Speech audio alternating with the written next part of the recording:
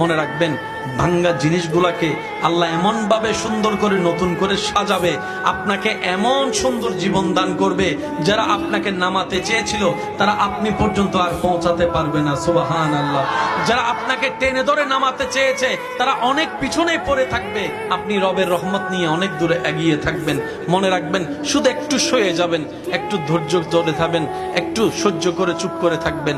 যত সইবেন তত পাইবেন, যত সইবেন তত পাইবেন। কোনো আফসোস নাই, কোনো আপত্তি নাই, কোনো হা হতাশ নাই। রবকে শুধু এতটুকু বলবেন, যখনই মন খারাপ হবে সিজদায় মাথাটা ঝুঁকিয়ে, ইয়া রব, আমি যা পেয়েছি কোনো কিছু পাওয়ার যোগ্যতা আমার কাছেই নেই, সব তুমি দয়া করে দান করেছো, সব তুমি দয়া করে দান করেছো।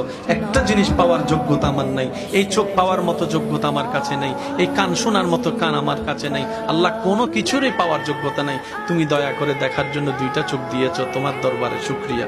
সুবহানাল্লাহ।